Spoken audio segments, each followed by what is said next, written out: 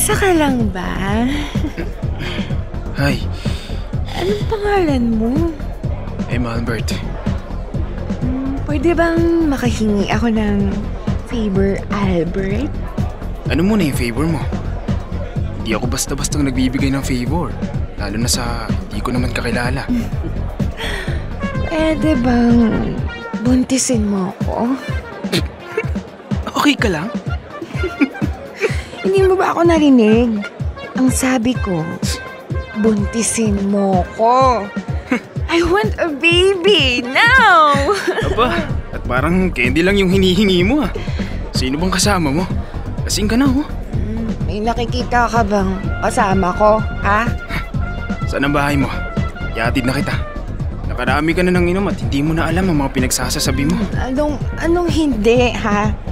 Nakikita ko lang ang kagwapuhan mo. Perfect na perfect ka at sure ako, maganda ang genes ng magiging anak natin kapag binuntis mo ko. Lasing ka na talaga. O ito, type mo dito sa phone ko yung address mo at ihatid na kita. Ano? Payag ka na. Kasi iuwi mo na ako eh. Alam mo, ang kulit mo. Mabuti pa, iuwi na kita. Yes! Tama yan! Iuwi mo ko tapos ikaw ang baby donor ko.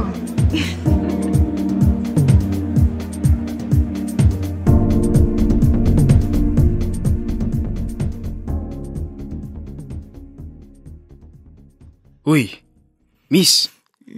Miss. Hay nako. Ngayon lang ako mag-uuwi ng babae sa bahay.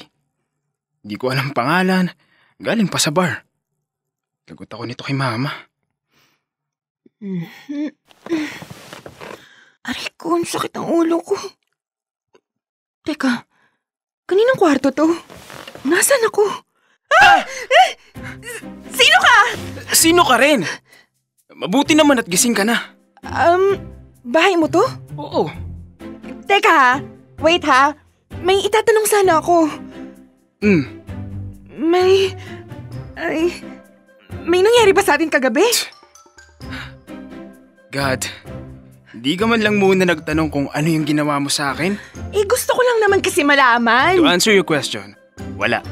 Sandali lang at ikukuha muna kita ng kape at pagkain bago kita sermonan. Ang sungit naman nun. Mabuti na lang, gwapo. Ay. Wow!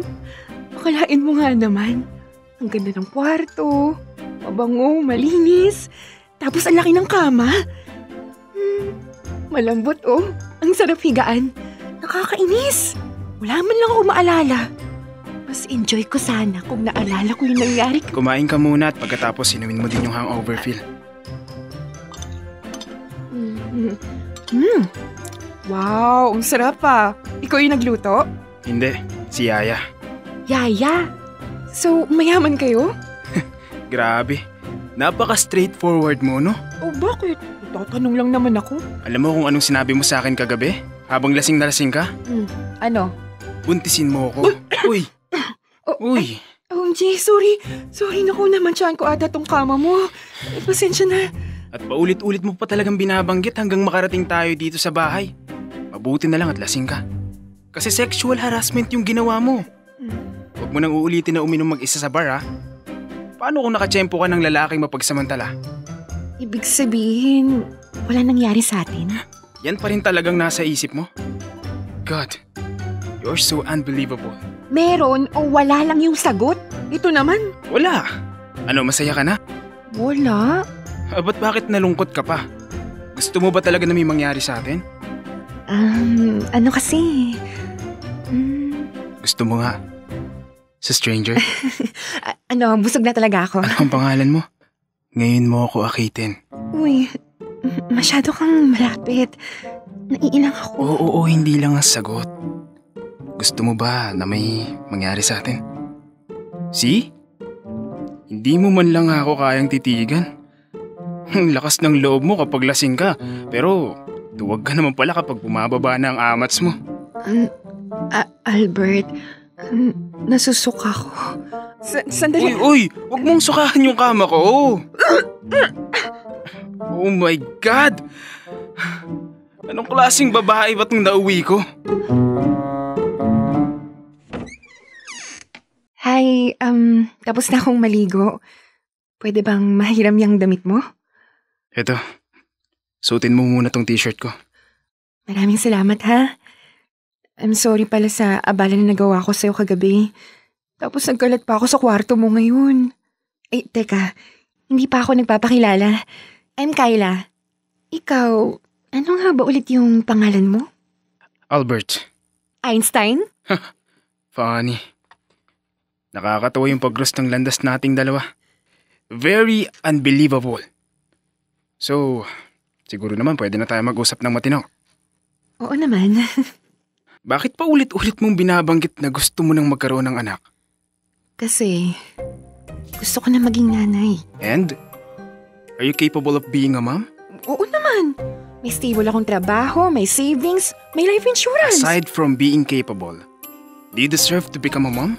At bakit sabay ka naghahanap ng baby donor mo? Kasi doon mas mabilis magkaroon ng hook-up. I don't get this. This doesn't make sense to me. And you are serious. Seryoso ako. Saka huwag kang mag-alala. Hindi kita habulin. Promise. Hindi din kita peperahan o kahit ano. Yung jeans mo lang sana kasi. Eh, ang gwapo mo. Tangkad, mestizo. Tapos ang tangos pa ng ilong mo. In short, maganda yung jeans mo. Anong tingin mo sa akin, Siberian Husky? That's a real big responsibility. Patanga ako na you are confident to raise a child alone. But, no. Ano? Oh, what happened, Kyla? Why are you crying again? Eh kasi nakakahiya yung ginawa ko. See? Iinom-inom ka tapos pagsisisihan mo. Ang tanga-tanga ko. At ang desperado ko. Ano ba itong niisip ko? Well, totoo yan. Buti na-realize mo. I'm sorry. Alam ko tama ka. Hindi ganun kadali ang hinihingi ko. I'm really sorry. Albert, I'm sorry. Diyos ko. Mabuti pa siguro. Umuwi na. Wait. I want to know everything. Look, I believe may deeper reason ka. I just want to know. I'm here to listen.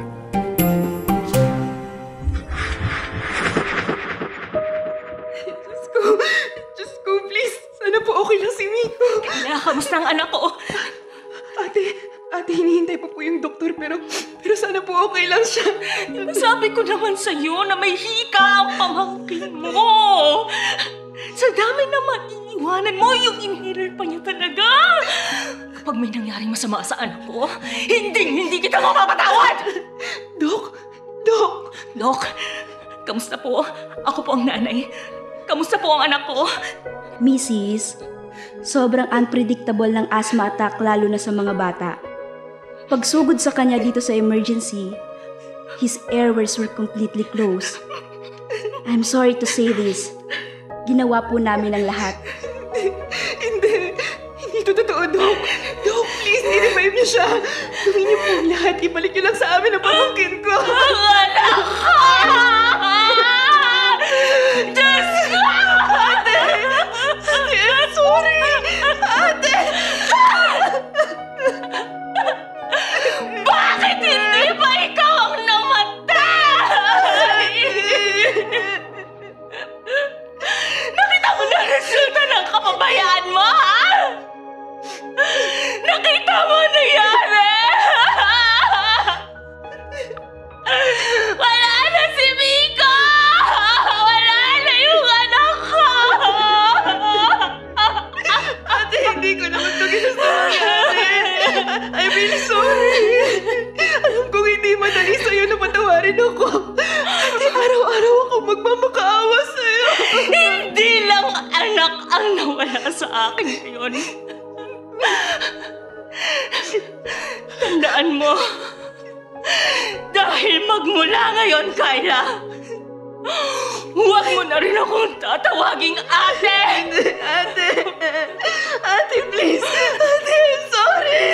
Bitiwan mo ako! 啊 Ah!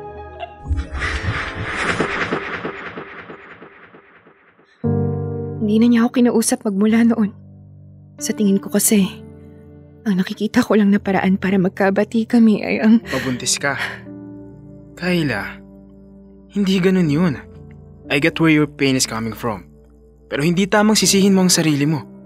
Walang may gusto nang nangyari. It's an accident. Kung mas naging responsable lang sana ako. Sana buhay pa si Miko. Sana hindi nangungulila ang ate ko. Sana hindi ako desperadang hingiin ang pagpapatawad ng ate ko. Baka kailangan unahin mong patawarin ang sarili mo. Hindi mo mapipilit ang pagpapatawad. But time heals all wounds. Alam ko. And it's been a while na hindi kami nag-uusap ni ate. Ay, ang hirap. Albert, I'm really sorry kagabi ha. Lalo na sa abala.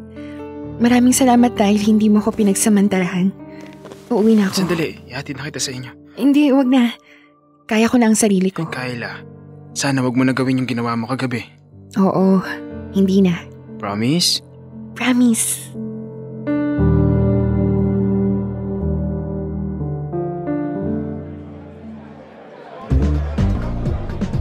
Ilang beses ko nang sinabi sa'yo, di na yun babalik dito. Tinanong ko na rin yung mga bartenders, wala daw talaga. Mabuti naman. Amin ka nga sa akin. Do you like her? Manahimik ka nga. Anong nagustuhan mo sa kanya? Isang gabi lang naman kayo nagkita. Hindi ko alam. Maybe dahil sobrang totoo niya sa sarili niya. Bakit kasi hindi mo pa hiningi yung number? Yan tuloy, nakawala. Nag-worry lang ako para sa kanya. Yun lang yun.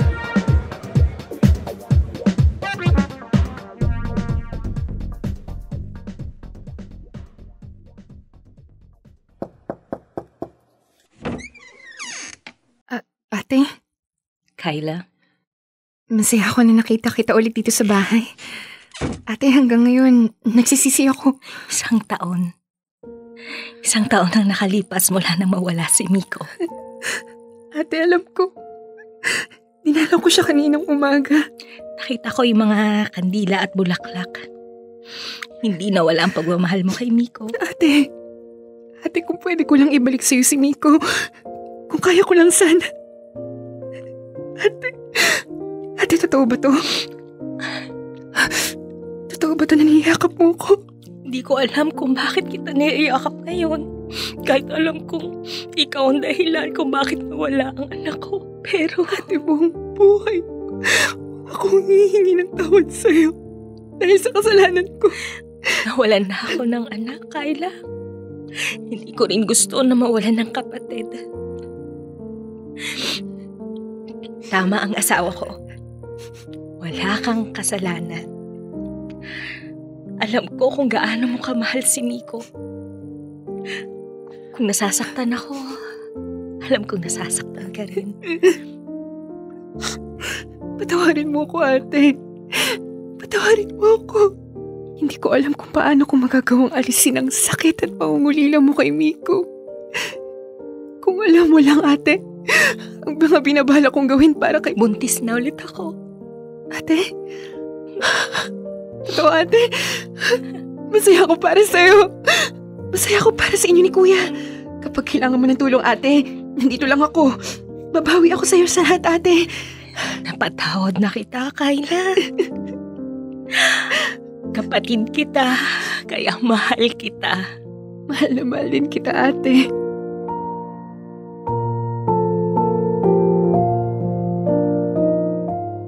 Dear love, mananatili sa aking alaala ang araw na bawian ng buhay ang pamangkin kong si Miko. Maraming sana. Sana mas naging maingat ako. Sana sinigurado ko na dala ko ang inhaler niya. Sana buhay pa si Miko ngayon.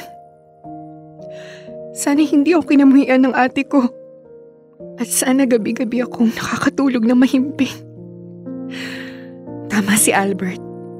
Hindi ang pagpapabuntis ang sagot sa nagpapabigat sa damdamin ko, kung hindi ang kapatawaran.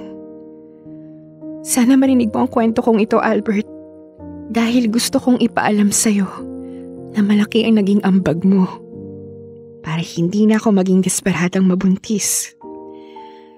Albert, Salamat.